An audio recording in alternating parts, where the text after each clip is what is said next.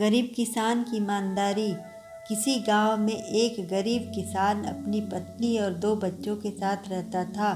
वह काफ़ी गरीब था।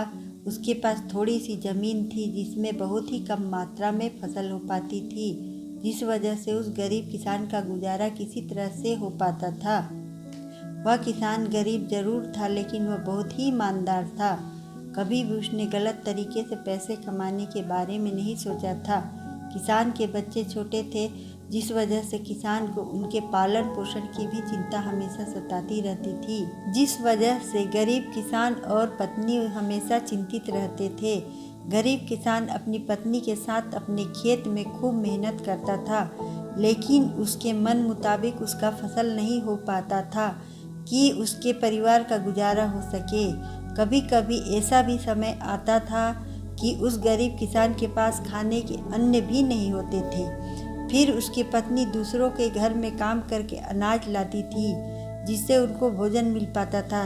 गरीबी में ऐसे ही उस गरीब किसान के परिवार का दिन गुजारा हो रहा था। तो एक दिन गरीब किसान की पत्नी बोली, क्यों ना आप शहर चले जाते हैं, क्योंकि इस छोटे से खेत में हम लोगों का गुजारा तो नहीं हो पा रहा है।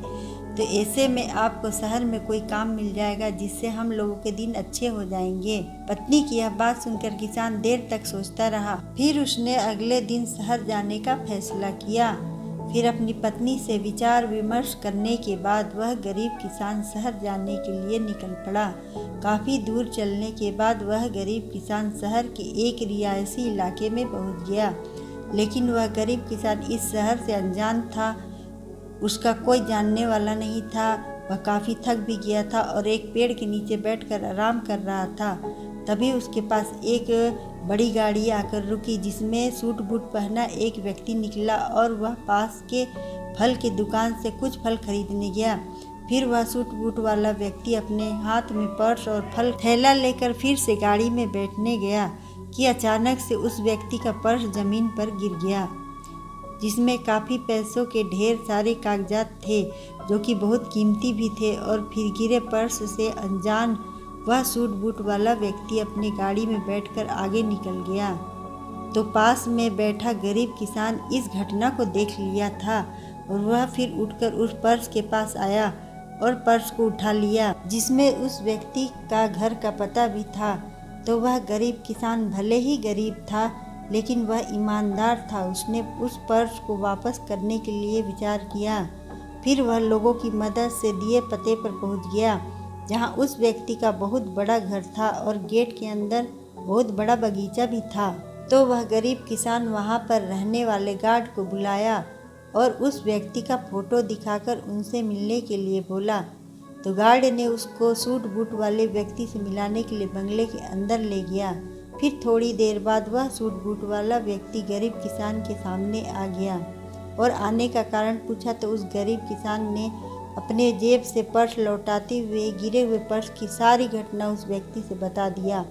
इससे वह व्यक्ति किसान गरीब के पर्स से कुछ पैसे निकालते हुए गरीब किसान के ईमानदारी से काफ़ी खुश हुआ और फिर उसी पर्स से कुछ पैसे निकालते हुए गरीब किसान को देने लगा। वह गरीब किसान हाथ जोड़ते हुए बोला, साहब, हम भले ही गरीब हैं, लेकिन अपनी ईमानदारी का मोल नहीं लेते हैं।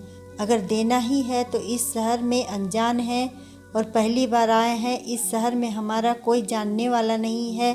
अगर कुछ देना ही है तो आप हमें कोई काम ही दिला दें, तो आपका बड़ा एहसान होगा। गरीब किसान की यह बात सुनकर वह व्यक्ति बहुत ही प्रभावित हुआ और बोला, अगर आप काम चाहते हैं तो आप एक किसान हैं, तो आप पेड़ पौधों के बारे में अच्छी जानकारी होगी।